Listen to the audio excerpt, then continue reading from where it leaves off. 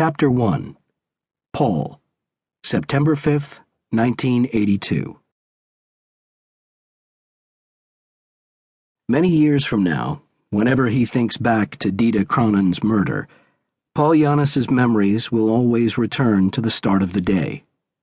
It is September 5th, 1982, the Sunday of Labor Day weekend, a lush afternoon with high clouds lustrous as pearls.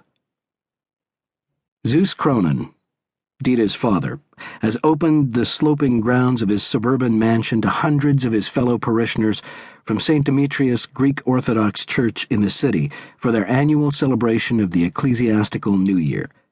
Down the hill in the grassy riverside meadow that serves as a parking lot, Paul arrives with his mother and his identical twin brother Cass. The next few hours with both of them, Paul knows, will be an ordeal.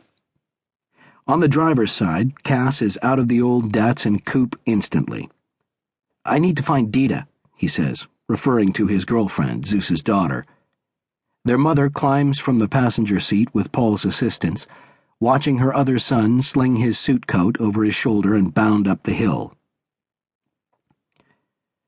"Te amo," she mutters in Greek, and quickly makes the sign of the cross after invoking God in dismay. "Mom," Paul says, now that his brother is gone, "what are we doing here? Really?" Lydia, their mother, condenses her thick eyebrows as if she doesn't understand. "You refuse to come to this picnic every year," he says, "because of how much Dad hates Zeus." "No more than I," quietly answers Lydia, who rarely concedes priority in anything. Together, with Lydia hanging onto her son's arm for support, Paul and she start up the gravel path toward Zeus's vast white house with its low-pitched gables and Corinthian columns. "This picnic is for the church, not Zeus. I've missed many of our former neighbors, and I have not been face-to-face with Terry in months." "You talk to Terry every day." "Paulimu," literally, my Paul. "I didn't make you come here." "I had to, Mom." "You're up to something. Cass and I both know it." "Am I?" asks Lydia. "I didn't realize that when you received your law degree, you also became a mind reader." "You're going to make some kind of trouble about Dita." "Trouble," Lydia snorts. At 63, their mother has grown somewhat stout, but she retains a regal manner, a tall woman with fierce dark eyes and a wide spray of graying hair pushed back from her brow. "Dita makes enough trouble by herself. Even Terry admits that, and the girl is her niece. If Cass marries Dita, your father will never speak to him again." "Mom, that's just old country nonsense, like believing in the evil eye. Cass and I aren't going to carry on your crazy feud with Zeus. And we're 25 years old. You have to let Cass make his own decisions." "Who says?"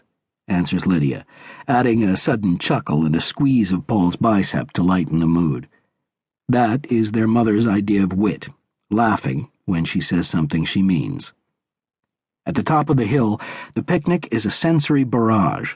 The gums and spices, still smoking in the censers after a brief religious service, mingle with the aromas of 4 whole lambs roasting over oak, while the frenetic, high-pitched music of a bouzouki band lances the air to welcome the hundreds of guests crowding onto the lawn. Terry, Zeus's sister, their mother's best friend since Lydia and Terry were both 7 years old, awaits them with her scarecrow mop of dyed yellow hair. She embraces Paul and his mother. Zeus's son, Hal, is beside Terry, greeting the guests. At 40, Hal is fat and awkward and overeager, the kind of person who always approaches you in the pathetic, hapless manner of a slobbering dog.